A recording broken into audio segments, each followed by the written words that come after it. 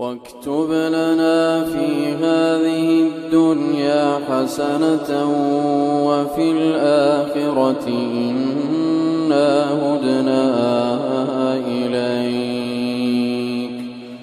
قال عذابي أصيب به من أشاء ورحمتي وسعت كل شيء فسأكتبها للذين يتقون ويؤتون الزكاة والذين هم بآياتنا يؤمنون.